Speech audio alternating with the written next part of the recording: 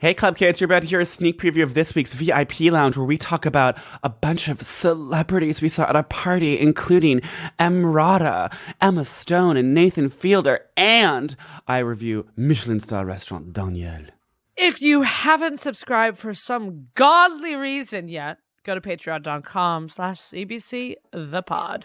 $5 a month. TGIF Club Kids. Mother Kizzles. Oh, what's up, mother freaking chuckers? It's been a wild week. I'm so excited to blow off some steam, kick back with a couple of gin and tonics like my good boy Prince Harry, and just curl up around the fire with Gan Gan. I bought that like fancy tonic water Fever Tree. Oh, that comes in the little 4-pack? Yeah, but I bought a big bottle for my infamous holiday party. Okay. That was a month ago, and no one made a gin and tonic. Did you have it on display? Because this is the thing, I don't remember seeing it. I did have it on display in the bar cart. Yeah.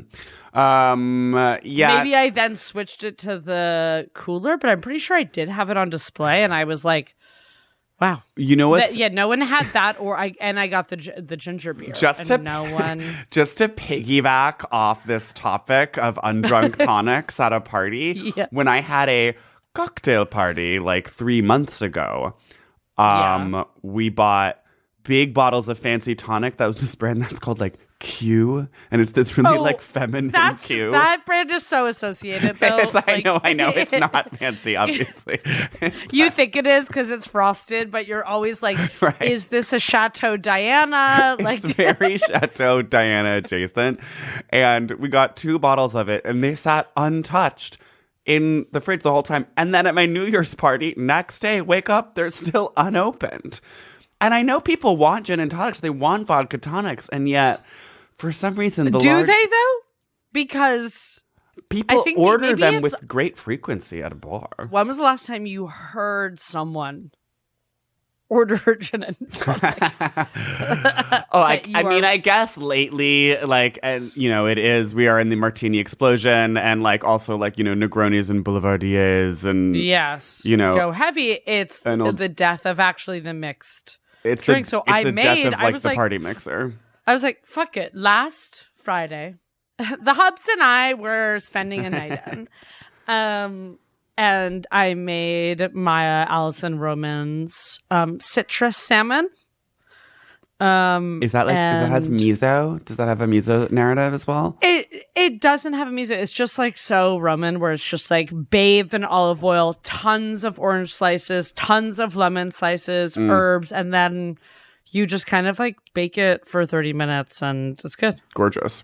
It's nothing shocking. But I was like, okay, I'm going to make us gin and tonics.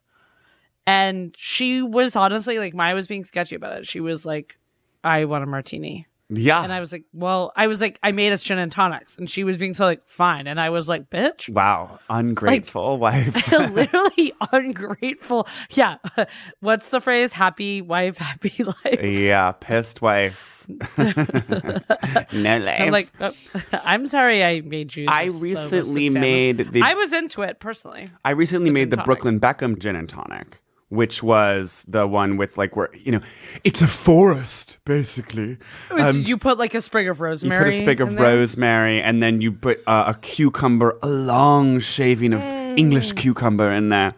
And then I think he has some other, maybe not dill, but I think maybe I put some of my fresh Thai basil in there as well. And yeah, it was lovely. And did you make it with the Q? Maybe I did use the Q. I can't remember. This is the problem with the Q. It's just like, it's not memorable. Subscribe on patreon.com/CBC the pod to get more content like that every single week for only $5 a month.